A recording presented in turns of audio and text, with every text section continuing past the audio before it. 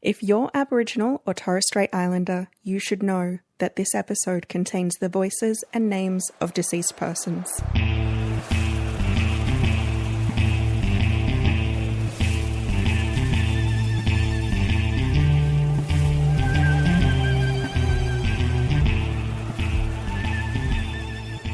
Hi, I'm Tamson Pietsch, your host, and this is History Lab, where we explore the gaps. Hang on, Tamson. What? Don't I get to do that? I thought that was my job. Okay, go for it, Alecia. Great, thank you. Hi, I'm Alecia Simmonds, your guest host. I'm an interdisciplinary scholar in law and history at the University of Technology, Sydney. And Alecia, if she sounds familiar, it's because Alecia appeared in our very first season with her very own History Lab episode, Damages of a Broken Heart. And if you haven't already listened to it, you can go back and get it on all your favourite After podcasts. listening to this episode, of course. Of course. And we are cracking on with that, aren't we, Alecia? Because we have a brand new season. We thought we'd take this opportunity to go a little bit off script, because that is not what we do at all, and start to dissect the law's way of knowing. So for those of you paying attention, you'd know that this season is dedicated to histories that intersect with the law, each in their own wonderfully complicated and demonstrably messy ways. Yeah, so we know both law and history have a similar obligation in a way to draw the most plausible conclusions based on the traces or the absence of traces that are left behind.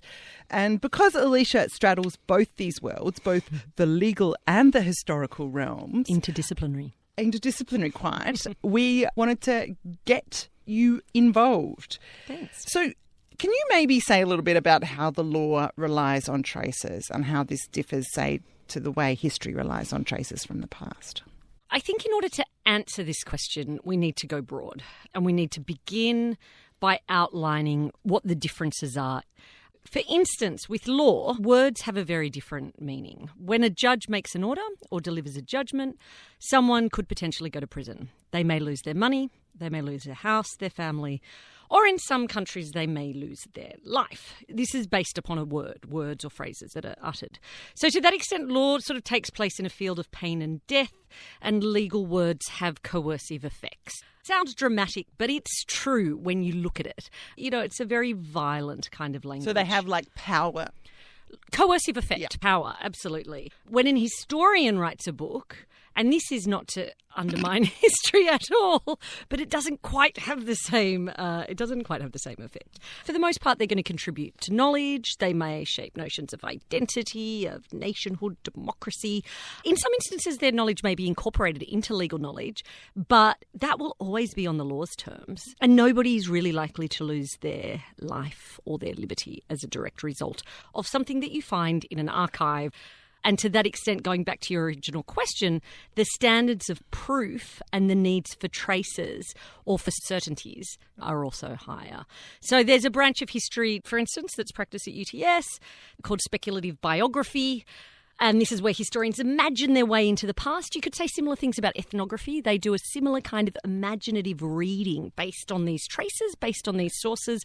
They may make up things about a particular person's life where they're not certain that that actually happened to them, but it's based broadly upon what they know in that particular historical area. So like there's some material that has survived or that is available, and in the gaps between those bits of evidence that people then insert their imagination. And they say that this is important for an empathic understanding and empathic relationship with the past, that you need to do that because the sources that they're dealing with often, you know, with biography are slim, particularly if you're dealing with the poor. Now, the idea of imagining your way into a fact scenario, it would be absolutely impossible in law. The idea that you would have a speculative case would simply never happen. I think that ultimately it sort of comes down to the fact that each discipline and each field of knowledge has different social purposes and different effects. And if we start from that, then we can start to see why they deal with evidence and with proof in different ways. Which is what I wanted to ask you about. So both use this word evidence a lot, right? Both law and history. If the truth is uncertain often in historical archives like diaries and you know, letters and government documents and even oral testimony, is it harder or easier to find the truth in legal archives or legal documents? When you talk about legal archives, what we're talking about is the writs, the summonses, the affidavits, you get these big bundles that are submitted to the archives, to the State Records Office after cases. And then as historians, you can go and consult those. So they have the appearance of truth, of an authoritative collection of sources or of remnants of the past. And as a result of this, from sort of the mid-19th century, where you have people like Jules Michelet, he's a French legal historian of the medieval period, they start to use legal archives to rescue the lives of the poor. And this also takes place in the 1960s and 70s with social history. So legal archives are crucial to that, in that poor people generally didn't keep diaries. They didn't write letters, and if they did, then they wouldn't drop them off to the National Archives with an idea that other people are going to be interested in their very humble family in the future. And so to that extent, prior to historians' use of legal archives, a lot of the time you're dealing with bourgeois, wealthy people and very constrained representations of the past as a result. So the question about truth there is interesting in that at first, people didn't even question the veracity of them. It was simply just exciting to have this tear in the fabric of time, this glimpse into the lives of people who had otherwise been silent. And as someone who uses legal archives, I can totally see that. You know, you can hear their voices when you're in the archives. There's an orality to it, even though it's all written. You go to sleep with their voices in your head, and it's lovely. Yeah. There's materiality to that. Interesting about the state's way of poor people, prisoners in Australia, often Indigenous people, that because they're surveilled by the state. Good, yeah. Like they have a kind of presence in the archive that is disproportionate to their number. Absolutely. Which is why they're such a rich source. At the same time, it wasn't until sort of the 1980s and 90s, postmodernist historians, in particular Natalie Zemon Davis and Carolyn Steed are crucial here.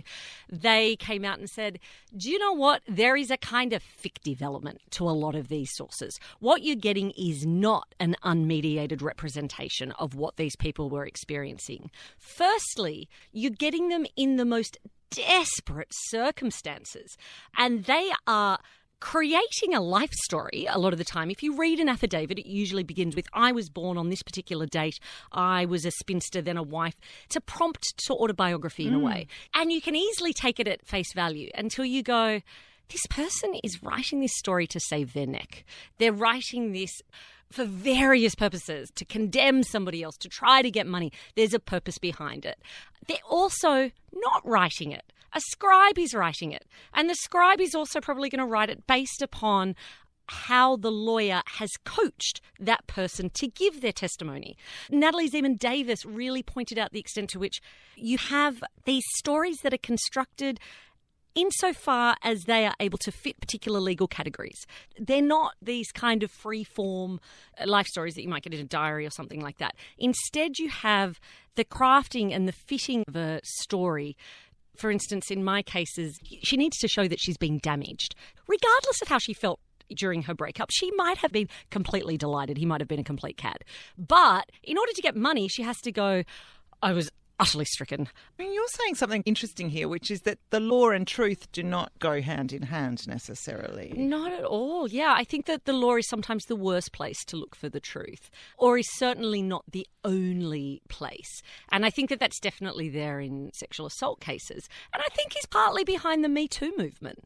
Right. You know, the law hasn't listened to women's truths in that instance. So instead you take to media, or you take to a range of informal kind of courts. And you're kind of talking about how the law then, in taking to other kinds of courts and trying to bring about other kinds of social pressures, that too is the way the law is changed. Yeah, I teach law and I very much enjoy it, but I think it's a shame about the way that law is taught is the fact that there is a lack of context. You kind of teach these particular cases, you give your students doctrine, you give them legal principles. At no point do they get any sense of the rallies that might have gone on around a particular case, which is often the case in Australian legal history. People are really involved in them. I mean, in the 19th century in particular, you have a lot of legal cases, or the transcripts of them being written up verbatim in the newspapers. People have a level of legal literacy that we don't have today. And to that extent, the context is completely important. You know, this was the domain of everyday people. That's a rallying cry contributing to it. For citizenship people. Yeah. Yes. It does go to this other question, which is about, often we talk about how history is not necessarily about finding the right answer, but changing the questions we're asking. Yeah. And those questions are reflecting the times in which they're asked often. So how does the law respond to that kind of issue? The idea of the law lacks some sort of ontological foundation. But if you think about the way in which legislation and the common law change in accordance with shifting kind of social power relations and stuff like that, then yeah, it does. I mean, there are certain legal historians and certain jurisprudents who would say that the law has its own internal dynamic and will change accordingly. I don't subscribe to that view. I think that law is absolutely a cultural and social institution and will change accordingly. You know, in terms of your question, I think it's best answered through an example. What questions the law considers to be important or which are even permissible. And it's a good example of that is obviously sexual assault, where firstly, you have the fact that women's testimony from the outset is not trusted. It's stated very explicitly in Lord Hale's dictum, which is the 1736 judge who said these cases, so often they're lying. So we have to be very, very careful, and to that extent, women need corroboration. My breach of promise plaintiffs had exactly the same thing. Because it was a feminised action, it was the only civil action that required corroboration, and it was entirely because of gender, because of this idea that women are incredible, that they cannot be trusted, that they lack credibility, they lack credit. So branching out from that, you then have the extent to which recently, and by recently I mean sort of the last 30 years, there's been protest against women being asked questions based upon their previous sexual history, in sexual assault cases being asked questions about what they're wearing. As an academic, I think the interesting issue there is, why were these questions being asked? What was it about the way that the law was framing a particular offence that resulted in the idea that these questions would arrive at a particular truth? And I think in the case of sexual assault, you have very clearly the case that the law historically viewed it as a trespass against property. Yeah. That the woman was the property of an owning man, and to that extent, your sexual history is very important, because if you are common property, then nobody owns you. And to that extent, you can't be trespassed upon. And so questions around your prior sexual history were quite significant. The minute that women start to be seen as having property in their own person and their own harm is emphasised rather than the harm of a father or a husband, then you start having these different questions, and you start having contestation over what questions are being asked of those women. And on top of that, the kind of trauma that results, from that, the extent to which these court cases re-traumatise women who have already suffered harm. Yeah, right. So that framing question, which is deeply contextual and historically specific and changes, is in some ways a parallel to the kind of framing question that historians also Yeah, the difference is, I think, that law is always dealing with categories and elements. You tick them off. You have to prove these particular elements in order to satisfy the commission of a crime, or, in order to win, basically. So that really constrains how you can know and what is important to knowing. Everything outside of that is kind of shorn away. So I think that's really interesting, and that's why legal history is great, because you get both. You get the wider context as well. One of the episodes that is coming up in History Lab is going to feature Professor Claude Roux, who's the director of the UTS Centre for Forensic Science. He's really interested in this question of indeterminacy too. He helps us examine the modern history of forensic science, and he's helped to develop a number of really world-leading forensic techniques and technologies that are taken up across the globe. So I want to play you something that he told us. We work with a lot of shades of grey. We work with uncertainty right from the beginning. And I guess a big characteristics of forensic science and of a forensic scientist is to be able to manage that uncertainty properly and express that uncertainty appropriately and as clearly as possible. I find this really interesting. Obviously, forensic science is used regularly in the courtroom, but Claude's saying here that he believes that forensic science, its reliability is dependent on the question that you're trying to answer. And this means that asking the wrong questions will undoubtedly deliver the wrong answers, even if the best and the most fully validated forensic method is applied. Given Claude's theory, how good is history and the law at expressing uncertainty? Good history, I think, is a lot better than law at expressing uncertainties. Good history will always say that it's provisional in any case, but also that it accepts that it is a humanities rather than a science, that it's a process of interpretation rather than an exegetical extraction of particular truths from a text. Are you saying that the law will never admit that it's provisional? No, not at all. I think that what's interesting with the law is that you have these two levels of understanding of it. On the one side, you have principles like the rule of law, and you have popular perceptions of law, which need it to claim its certainty. Otherwise, you don't send someone to prison. You don't have these kind of dire consequences. It has to make a claim to that. At the same time, we're also quite au fait with the idea that you can have 7 dissenting judges. You can have a range of different interpretations. You've always obviously got to have a majority, but they can offer very different arguments about what comprises the law. When you're working with it, you see just how much uncertainty there is in it. And there needs to be as well, otherwise it's not going to change and it's not going to be relevant to society. Do you think, Alecia, then there's a historical way of knowing that's different to a legal way of knowing? In terms of there being a legal way of knowing, in this instance, I would say that an evidence lawyer would be your best bet to ask that question of. I don't claim any expertise in that area, but I can certainly say that as a legal historian, the law's way of knowing has changed dramatically over time. And I think that's really interesting and not something that law students are certainly taught throughout their degrees. So as an example, for most of the 19th century and prior, plaintiffs and respondents in civil cases were not allowed to give evidence in their own cases, which goes against completely our idea that your proximity to a particular event is a guarantee of your veracity or a better quality of your truth. And they were incapable of doing that because it was thought that the risk of perjury was just too high for those directly involved. So in breach of promise cases, you'd instead have gossiping neighbours stand up and say what they thought was going on in the most intimate of affairs. Love letters, gifts, all of these things would step in. So these rules were partly about the relationship between credibility and credit, which makes sense. What do you mean by credibility and credit? I mean that your capacity to be taken seriously and to be considered credible in court was dependent upon your credit. There was a property requirement. Was there? So there's a property quality for the franchise and for the jury, absolutely. For some time, that expands, like it changes throughout the 19th century and it follows the franchise generally for voting. But no, absolutely, you needed property. And this is also why you read any legal case, if you have someone poor, they will always have letters of credit. So again, I'm using in that sense of the word, letters of credit from people who are wealthy. We still do today. You ask someone to be a referee, you'll generally go for the person who is highest up in your particular field. We still have it, but this was much more pronounced. Obviously, women being unable to own property in the 19th century, in fact being considered property of their husbands if they were married, lacked credit completely, as did the poor, as did Indigenous people. So what changes is that the rules of evidence change in accordance with democracy, really. You start to have this opening up of who is allowed to give evidence. And as a corollary to that, you have a closing down of what constitutes evidence, what constitutes truth. So it's an interesting kind of process, like parallel process. Why do you think that is? Why do you think what? Because I think that at the end of the day, they still don't trust them.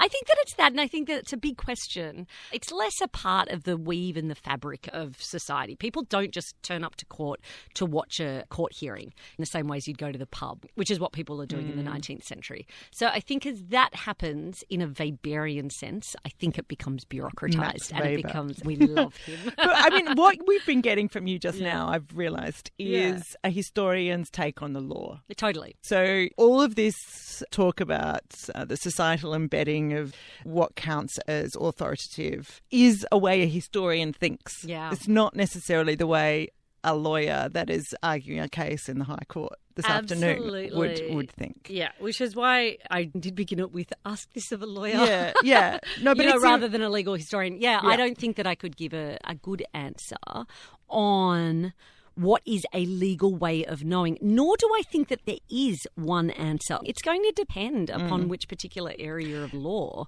But how would you answer that as what is history's way of knowing? you sort of What give do you think it is? I think history signs up front to its provisionality, as we've said. It's interested in power and how it is not natural for a historian. It is embedded in processes and therefore it's open to change. So that question of structure and agency is a kind of analytic. And how does that affect sources and knowing? Well, so you will that's take that to a source and ask those questions Good. of the source. The source won't speak for itself. I think a historian is very aware that it is making the source speak and that it is asking questions of our time to a source that will then be asked differently in the next generation. So in that sense, it's very embedded in its own conversation. We talked earlier about democracy and citizenship, and that emphasis on agency and the ability of collectives and individuals to change structures of power is why citizenship was such a key product of the discipline. Because a citizen is somebody that is fundamentally embedded in a time and a place and a structure of power, but has abilities to act in that context in a way that a consumer is not. So, I mean, there have been people who have been denied citizenship throughout history. Oh, no, of course. Of course. But the very category of citizenship is premised upon an idea of active engagement. And is able to be made porous at the edges. What's inside the bucket is changed. And it's the epistemic nature of placing that kind of actor at the centre of the stories you tell. I don't think that law is blind to those power dynamics, but I don't think it is anywhere near as attentive to them as history, because it's completely bound up in them. You're talking about an arm of the state. You're just not going to have the same questions there. That's ultimately backed by force. That's backed by force, exactly. Yeah. So I'm glad we've settled that not inconsiderable discussion, field of history and law. But there has been something else I've been wanting to totally pick a fight with you about. And you know what's coming, because one of my biggest peeves is the historical present. Yes, I hear you asking, what is the historical present? Well, it sounds a lot like this. It's about 1903, and this is the first encounter with the law. Would be the first of many. A police officer comes to her shop to arrest her for false fortune-telling. And so she lifts up her skirt, and underneath her skirt, in her stocking, she's got this pouch full of gold coins, and she just takes it and goes, well, George, you better have this then, and passes it over to George. And the police officer is dumbfounded, probably has never seen that much money in his life, and just looks to George. And George says, what do you think of a woman like that? This is Somebody Driscoll, and no, it's not 1903, it's 2019. Look, I'm sorry, somebody. I am completely on your side. This bit of tape comes from our episode Making a Fortune. And in this episode, we're hearing about somebody's great-great-grandmother, Mary Scales, who somebody discovered was a working-class woman who turned from a washerwoman to a fortune teller and made her fortune doing so at about turn of the century Federation Australia. So by the historical present then, Tamsin, you mean the use of basically just the present tense to refer to an event that took place in the past, which, look, to be honest, I'm doing in the book that I'm writing at the moment, and I love it. You're not using that in your book. Are you I am, yeah. When I am in the archive in my book... You're using it now. I am using it now. In fact, we all tend to use it quite a lot, Tamsin, for a reason. It's intimate, it's immediate, and it's fun. It's also wrong. Don't be so afraid. And deeply confusing. And it kind of enacts all of the crimes that we pretend not to... What do you mean? Firstly, it suggests that you know what it's like to be in 1903. Kind of. I fail to understand how that's different to other historical writing, particularly historical writing that is done with an omniscient third-person narrator, which to my mind has far more of a sense of authoritative claims to knowing than a creative use of the first person You're present. Not stealing someone's voice, though. Stealing. This is very high crimes. Well, they are high crimes, I mean. It depends on how you use it. Personally, I would not put my own sources in the historical present. I put myself, when I'm in the archives, in the historical present. Well, that's a very middle road.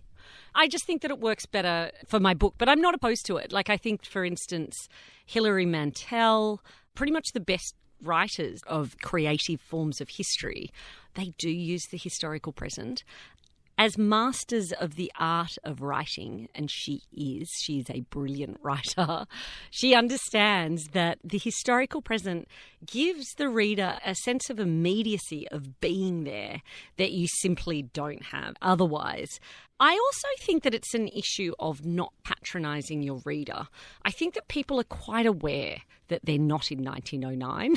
This premise is patronising. To say that you have to make something more alive by rendering it present is itself a kind of... Why is that patronising? Well, it suggests that you need to kind of do an act of translation in order to... It says that make the it translation palatable. is more... It's not to make it palatable. It simply says that it enlivens it. Why is the device of the present tense in your book? Like, what work does it do when you're using it, and what work are you not wanting to do when you're not using it?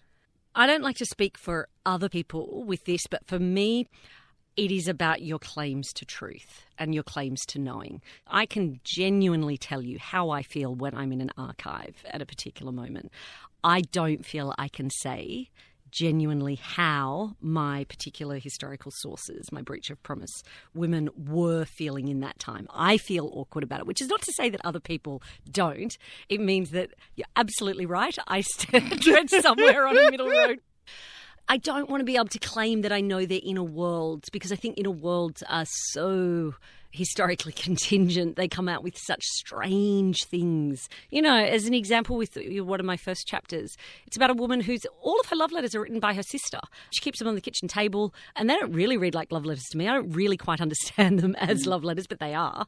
You know, that's a sensibility that I don't entirely understand, and I would feel awkward. You've made my point for me. Like, I'm very happy to bury the hatchet at that place. The other thing is that as historians, we know a lot more often about the world that our actors lived in than they did. Now, we don't know a whole lot of things that they knew. But let's say, you know, you're back in the Federation era, there's a fight in the market. As a historian, you'll be able to gather a bunch of materials, probably about what's happening one block over, where the police car's coming from, what's, you know, who's reported it, who's dispatched it, what the onlookers are saying, that the people involved in the fight do not have access to at the time.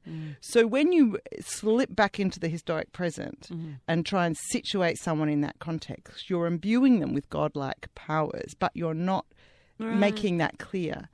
I don't think that would be a very good use of the historic present. Like, I think that when you look at the people who do it well, they don't do that. All it does is that it allows, in fact, more than anything, for a certain fragility and fallibility on the part of the protagonist. You get much more of a sense of their humanness. Also through the writer's efforts to do things that historians often don't do, which is describing the texture of everyday life, which we don't have just from a series of reports, but you can get when you go, all right, she was in a courtroom. What was the wood made of? You know, cedar smells like this. Okay, I'm going to say that this is what it was. You know, and you're building a much richer picture of what the world looked like then. But I think you're also talking about two very different types of writing history. One can be the more analytical, where you're explaining broad change over time. Another one is trying to resurrect a lost world. And that's where I think that it can become useful. Do you think the past... No way. I mean, your manuscript of your book itself is telling. But I see that you want to bring this cordial duel to a conclusion. Yes. Since you're the guest host of this episode, would you do the honours and tell everyone what they can expect to hear later this season? Sure, I would be delighted. Next time on History Lab, we revisit a theft of the most intimate kind that was said to be sealed by a thumb mark and was later settled by the courts. It was known as the Cabillo and Gunner case. The decision a devastation for those determined that justice would be theirs. After sitting for 107 days, Justice Maurice O'Loughlin dismissed the landmark compensation case based on claims relating to the removal of 2 children from their Aboriginal communities. In Mr Gunner's case, the judge accepted his mother's thumbprint as evidence that she had authorised his removal. And we'll also be hearing more from our friend Professor Claude Roux on the history of modern forensic science and the Lacardian theory. Every contact leaves a trace. Chaque contact laisse une trace. I can't wait Thanks for joining us on this bonus episode of History Lab, and a big thank you to my brilliant co-host, colleague and confidant, Dr Alecia Simmonds. History Lab will be taking a break over the Australian summer, but we'll be back in your ears with our second episode, Making a Fortune, on February 4th, 2020. Set the clocks and have a safe and happy holiday. Okay, and how do we take this thing off? You got to turn the volume down. History Lab is made on the lands of the Gadigal people of the Eora Nation, whose land was never ceded. Our award-winning podcast is a collaboration by the Australian Centre for Public History, Impact Studios, which is a new audio initiative at the University of Technology, Sydney, and our media partner, 2SER.